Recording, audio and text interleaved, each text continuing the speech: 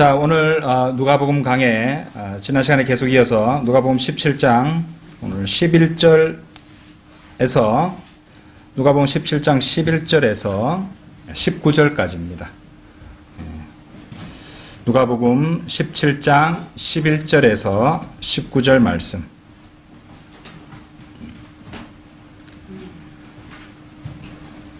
제가 받들어 읽겠습니다. 주께서 예루살렘으로 가실 때 사마리아와 갈릴리 사이로 지나가시게 되었더라. 주께서 어떤 마을로 들어가셔서 문둥병자 10명을 만나셨는데 그들이 멀리 서서 목소리를 높여 말씀드리기를 예수여 선생님이여 우리에게 자비를 베푸소서라고 하니 주께서 그들을 보고 말씀하시기를 가서 제사장들에게 너희 몸을 보여주라 고 하시니 그들이 가는 도중에 깨끗하게 되었더라. 그런데 그들 중 한 명이 자기가 나은 것을 보고 돌아와서 큰 음성으로 하나님께 영광을 돌리며 주의 발 앞에 엎드려 얼굴을 대고 감사를 드렸는데 그 사람은 사마리아인이더라. 예수께서 대답하여 말씀하시기를 10명이 깨끗하게 되지 아니하였느냐? 그런데 9명은 어디 있느냐? 이 이방인 외에는 하나님께 영광을 돌리려고 돌아온 사람이 아무도 없단 말이냐고 하시고 주께서 그에게 말씀하시기를 일어나 가거라. 네 믿음이 너를 낫게 하였느니라고 하시더라. 자, 오늘 드릴 말씀 제목은 짐승의 표를 받는 자들에게 임할 문둥병. 짐승의 표를 받는 자들에게 임할 문둥병이라는 제목으로 말씀을 드리겠습니다. 자, 이제 17장 11절부터 나가도록 하겠습니다. 앞서 누가복음 13장 31절을 공부할 때 잠시 말씀드렸지만 예수님께서는 이제 9장 51절 이후로 예루살렘을 향해서 이렇게 계속 가고 계시는 그런 여정을 계속하고 계십니다.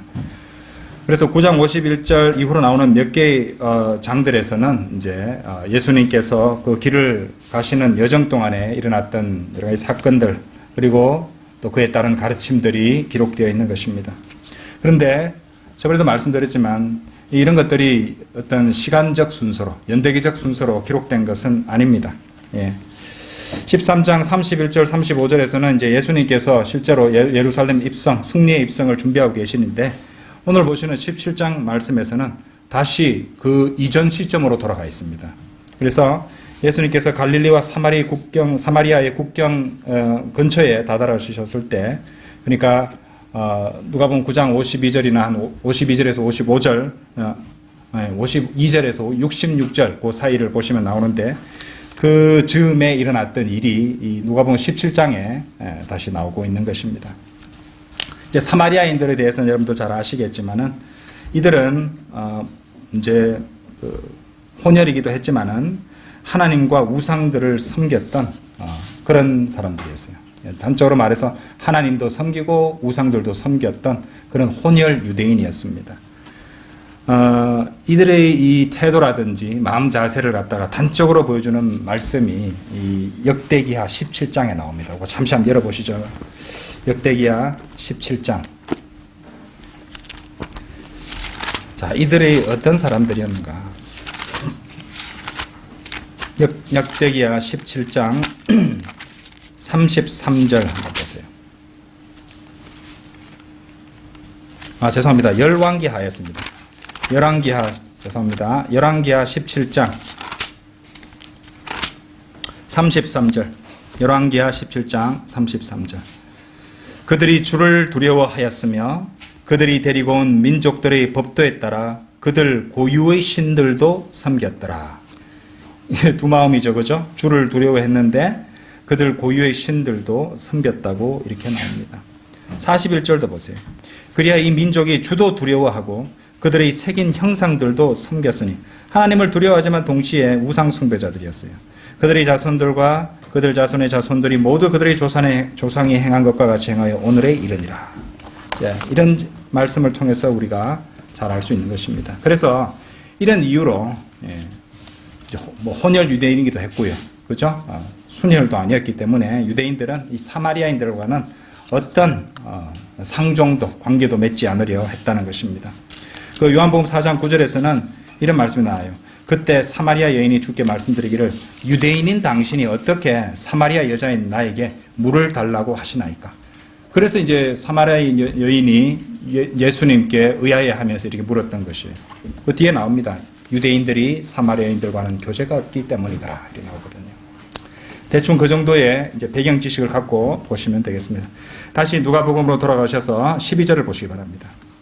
누가복음 17장 12절. 주께서 어떤 마을로 들어가셔서 문둥병자 10명을 만나셨는데 그들이 멀리 서서, 자, 그들이 멀리 서서라고 말은 나오죠. 문둥병자에 대한 이 구약의 율법에 따르면요, 문둥병자는 진영 밖에 살아야 됩니다. 그리고 그 입에 덮개를 두고 있어야 했어요. 그래서 누구라도 만일 그들 근처에 다가오면요, 그들이 덮개를 덮은 채로 이렇게 외쳐야만 했어요. 불결하다, 불결하다. 왜? 어느 누구도 자신들로부터 이 문둥병을 이제 문둥병에 전염되지 않도록 하기 위한 이 경고의 말을 하도록 그렇게 법이 되어 있었습니다. 레위기 13장 45절 한번 보세요. 레위기 13장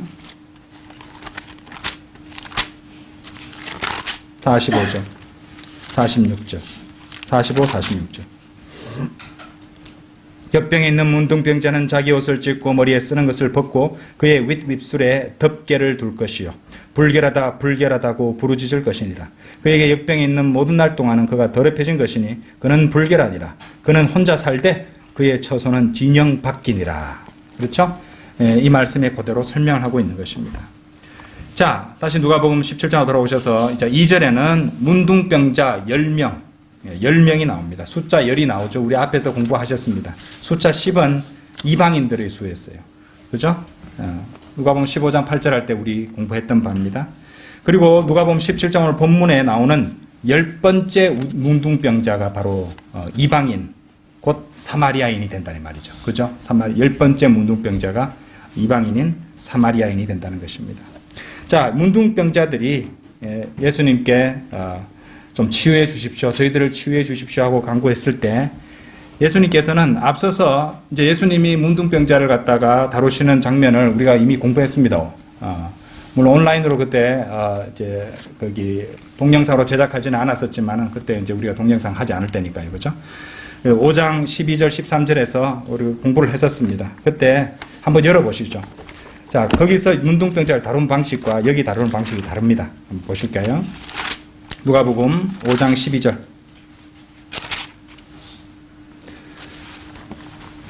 주께서 어느 성읍에 계셨을 때에 보라 온몸이 문둥병에 걸린 한 사람이 있는지라.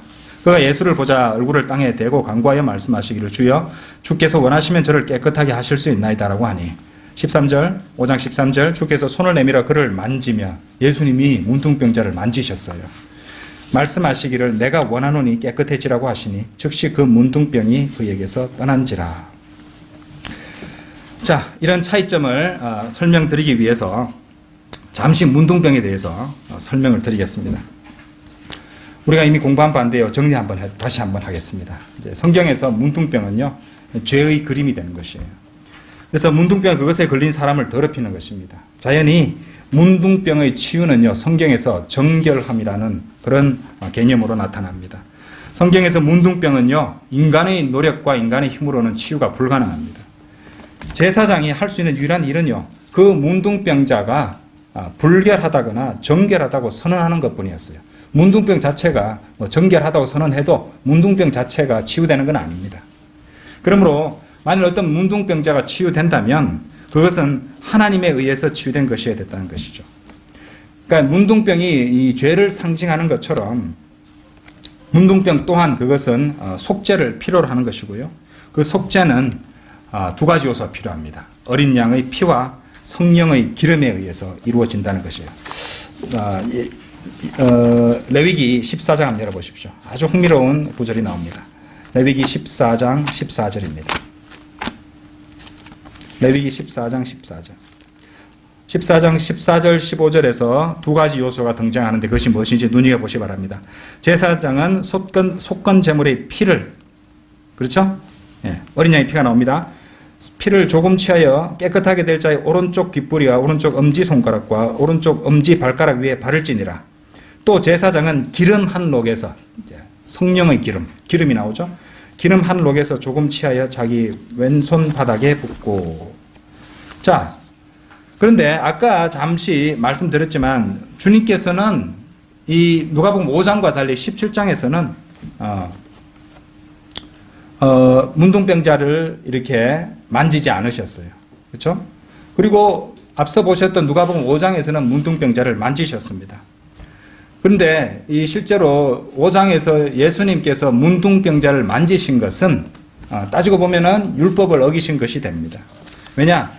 민수기 19장 22절에 따르면요, 누구라도 불결한 사람을 만진 사람은 그 사람이 불결하게 되는 것이었어요. 찾아보진 않겠으면 제가 읽어드릴게요. 민수기 19장 22절에서 불결한 사람이 만지는 것은 무엇이든지 불결하게 되리라. 또 그것을 만지는 사람도 저녁까지 불결하리라 하시니라. 그런데 앞서 공부하신 누가복음 5장에서 주님은 그렇게 하셨는데도 또 그렇게 하면 안 된다는 그런 율법에도 불구하고 그렇게 하셨는데, 그렇게 하신 것은 주님께서 이 대제사장으로서 자신의 일을 수행하고 계신다는 것을 보여주기 위한 그런 행동으로 이해를 할 수 있습니다. 구약에서 아론의 계율을 따른 대제사장은요, 흘려진 피를 수단으로 해서 그것을 가지고 깨끗하게 된 문둥병자를 만질 수 있었기 때문입니다. 그래서 아까도 보셨던 레위기 14장 14절이 그 증거 구절이에요. 제사장은 속건제물의 피를 조금 취하여 깨끗하게 될 자의 오른쪽 깃뿌리와 오른쪽 엄지손가락과 오른쪽 엄지발가락 위에 바를지니라.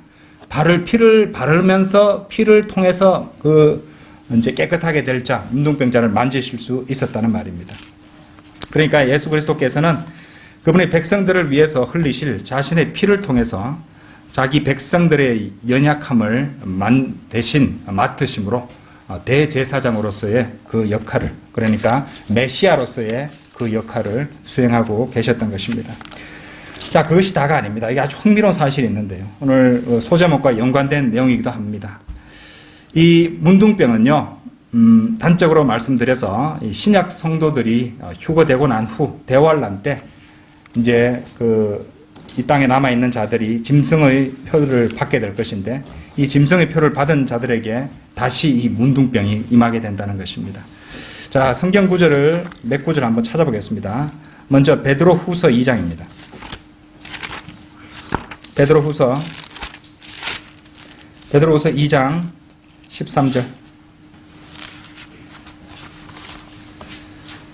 그들은 불의의 대가를 받게 되리니 대낮에 흥청거리는 것을 낙으로 여기며 너희와 더불어 잔치를 즐기는 동안에도 자신들의 속임수로 방탕하니 그들은 점과 흠이요. 요 표현입니다.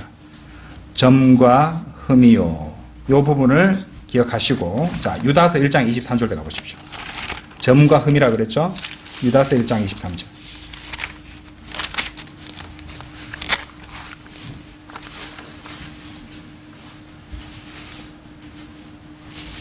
자, 유다서 러크만 주석 성경 보시면은 이제 1장 19절에서 23절 거기에 대한 붙어 있는 설명이요, 환란 시대의 성도가 취해야 될 행동이라고 되어 있습니다.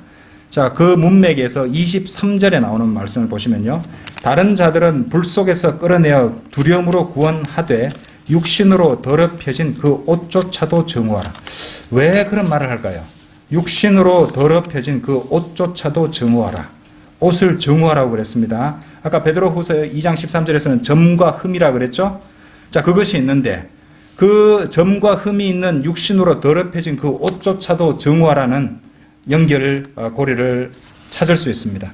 자, 레위기 13장 47절 한번 읽어보세요. 레위기 13장 47절. 성경들이 막 연결됩니다.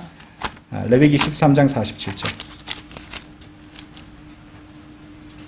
문둥병이 의복에 있을 때 양털 옷이거나 베옷이거나 배나 양털의 날실이나 시실에 가죽에나 가죽으로 만든 어떤 것에 있대 그 질환이 의복이나 가죽에나 또한 날실이나 시실이나 가죽으로 된 것에 푸르스름하거나 붉으스름하게 있으면 그것은 문둥병의 질환이니 제사장에게 보일지니라. 이 바로 옷에 생긴 문둥병에 대한 말씀이에요.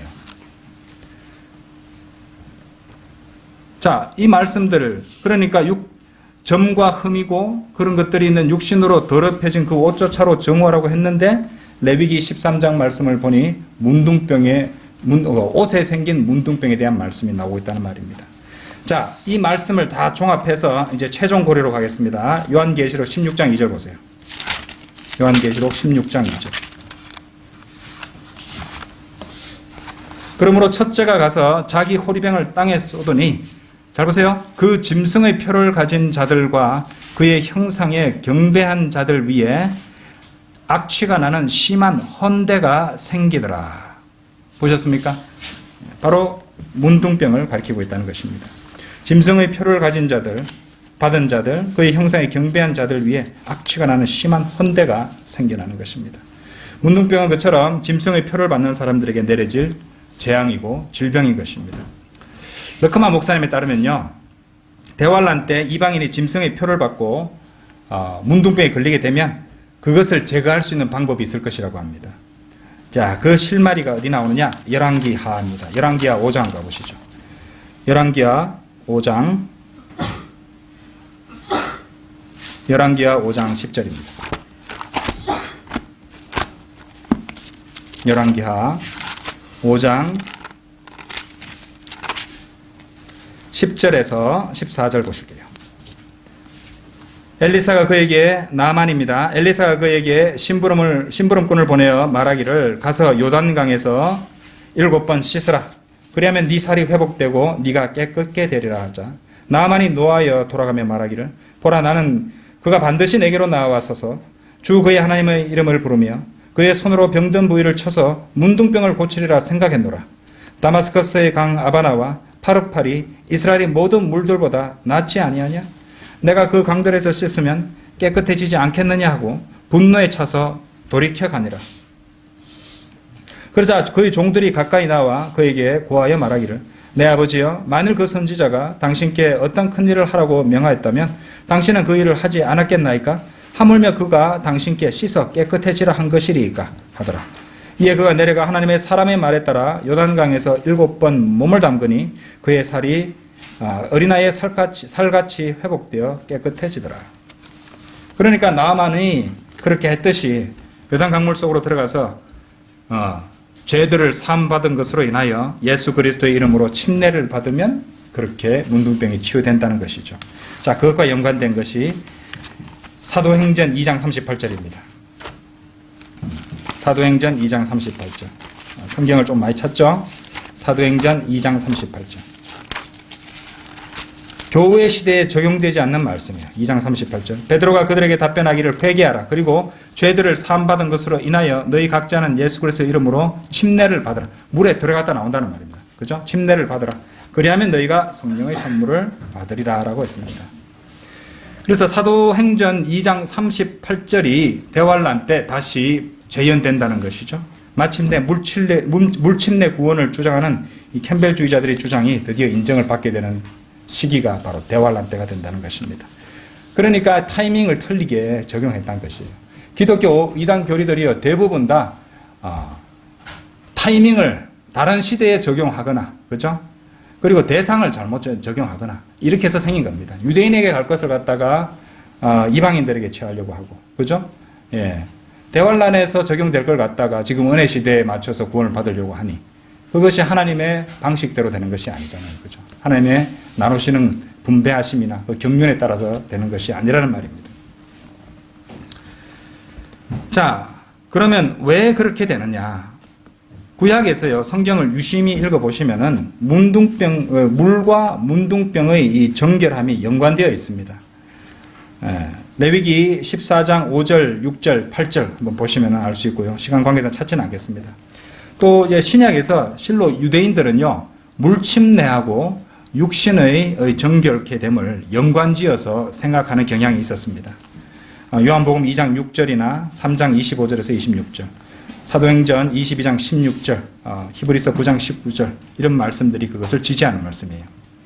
그러니까 이런 것들은 그들에게 적용되고 그 시대에 적용되는 것이지, 우리 거듭난 그리스도인들의 몸, 그리고 그리스도의 몸된 이 교회, 그렇죠? 거듭난 성도들에게는, 그리스도인들에게는 그것이 적용되지 않는다는 말입니다. 왜 그러냐? 분명한 말씀이 있습니다. 베드로전서 3장 한번 열어보십시오. 침례로 구원받는 게 아니죠. 베드로전서 3장 21절입니다. 많이 보셨던 말씀이에요. 물은 예수 그리스도의 부활하심으로 인하여 이제 베드로전서 3장 21절 물은 그 예수 그리스도의 부활하심으로 인하여 이제 우리를 구원하는 모형이니 곧 침례라. 이것은 육체의 더러움을 제거하는 것이 아니라 하나님을 향한 선한 양심의 응답이라라고 말씀을 분명히 하고 계십니다. 그렇죠? 예. 그러니까 구원받은 성도가 곧바로 침례에 순종하는 것 당연한 거죠. 그렇게 해야 됩니다.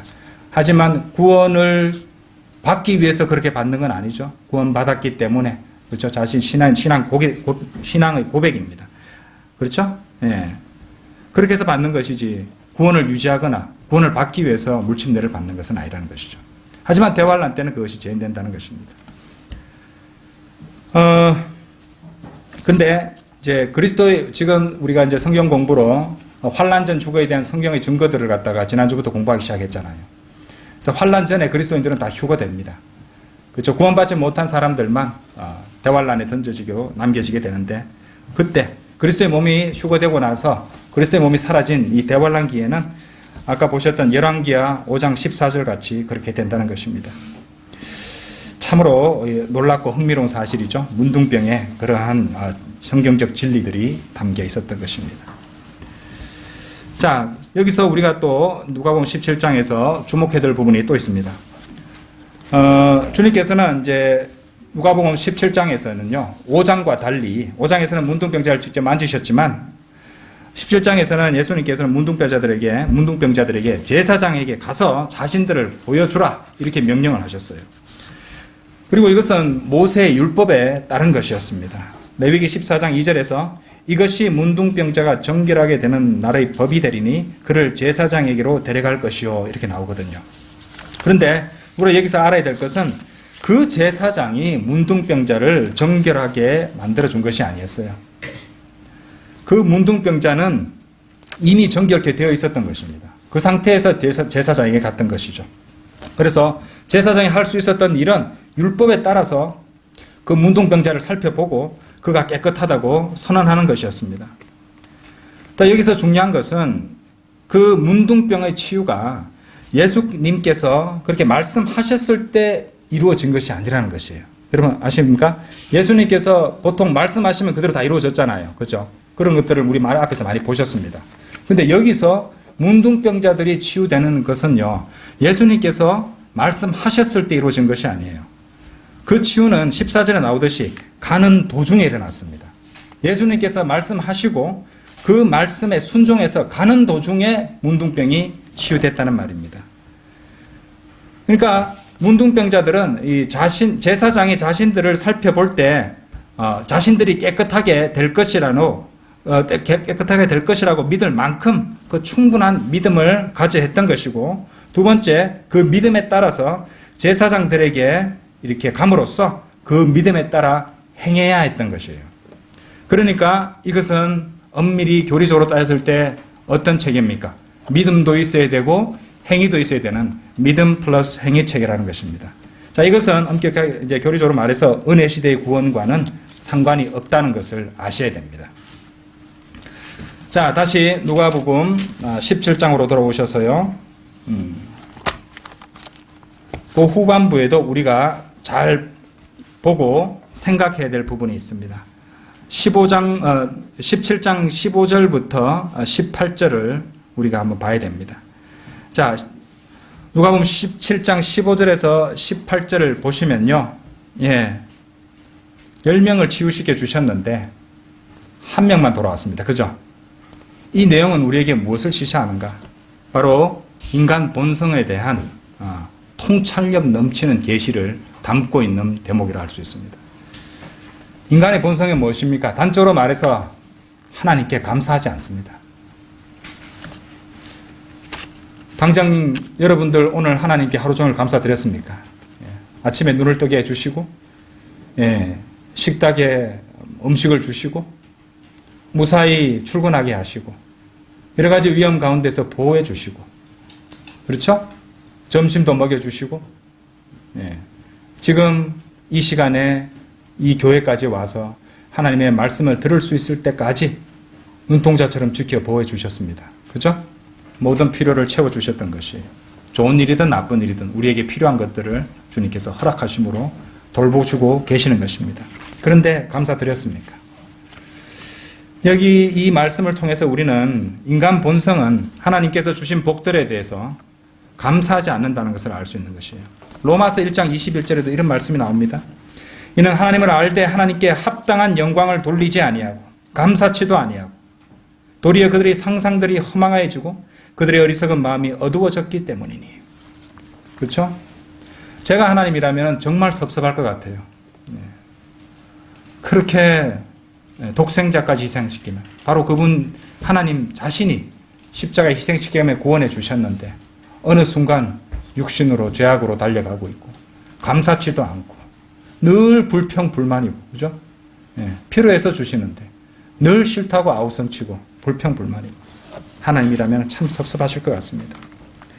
자, 이 누가복음 17장에서 그런 경우에 해당하는 자들, 이 자들은 불치의 병으로 죽어가고 있었던 9명의 유대인들이었습니다. 9명의 유대인들이에요. 그죠? 내가 너 사마리아인보다 훨씬 더 나은 유대인들이라는 거예요. 이들은 감사치 않았습니다. 그죠? 하나님께서 이 9명의 유대인들을, 그죠? 예수님께서 어떻게 하라고 명령하시자 그대로 했을 뿐인데 다 치유됐다 이 말입니다. 자, 그렇게 하나님께서 치유해 주셨는데 그 말을 했던 분한테 다시 돌아가서 감사를 표하지 않았던 것입니다. 우리가 생각하면요, 그 사람들 정말로 경우에 바르지 않고 예의가 없다. 나라면 안 그럴 것인데. 그렇게 생각하지 않겠습니까? 그런데 말입니다. 이것이 바로 인간의 본 모습이고 본성입니다. 좀 더 현실적인 예를 한 가지 들어보겠습니다. 4살이나 5살 정도 된 유치원생들에게 사탕을 한번 줘보신 적이 있습니까? 줘보면요, 넙죽 받아 그냥 가버립니다. 그럼 집에서, 옆에서 부모님이 가르쳐 줘요. 고맙습니다 해야지. 왜 그 말을 할까요? 고맙다는 말 안 하면 당연한 줄 알고 받고 가버립니다. 그렇죠? 넉한 목사님이 이 누가복음 17장 이 대목을 보여주기 위해서 실제로 교회에서 주일학교 학생들이겠죠. 사탕을 나눠준 적이 있었다고 합니다. 그러니까 이제 반마다 이런 몇 개의 반이 있는데 12명에서 한 20명 정도 되는 그 그룹이 있는데 학생들 중에 한 명한테 감사합니다라고 말할 것을 단단히 이렇게 가르쳐 주고 사탕을 내린 캔디 같은 것들을 나눠주면요. 한 명이 감사합니다 하면 다 뒤에 이어지면서 전부 다 받으면서 감사합니다라고 잘 한다고 그럽니다. 그런데 그렇게 시키기 전에는 어떤 아이도 자발적으로 받고 나서 감사합니다라고 말하는 애가 잘 없다는 것입니다. 인간의 본성이 그렇다는 것입니다. 그 사람이 그리스도인이든 아니든 그 사람이 바른 양육을 받았든 아니든 인간은 그렇다는 것입니다. 자, 다시 누가복음 17장으로 돌아오셔서 감사를 표한 그 한 사람은 가장 그럴 것 같지 않은 사람이었습니다. 바로 유대인들이 멸시하는 사마리아인이었던 것이죠. 이 18절에 누가복음 17장 18절에 보면 이 이방인 외에는 라고 나오죠. 이 이방인에 해당하는 영어 킹제임스 성경의 단어는 stranger입니다. stranger. 타국인으로도 이제 한글 킹제임스 성경에 번역되어 있는데요. 이방인들에게 이제 사용되는 단어입니다. 재판관기 19장 12절이나 룻기 2장 10절, 사무엘하 1장 13절, 열왕기상 8장 41절, 사도행전 2장 10절 등에 나옵니다. 그리고 그 이방인들은 에베소서 2장 12절 말씀의 상태 그대로 있었던 것입니다. 자, 이것을 이 사마리아인을 우리에게 적용해 봅시다. 자, 에베소서 2장 12절 말씀 한번 열어보세요. 이 이방인 사마리아인을 우리에게 적용해 봅시다.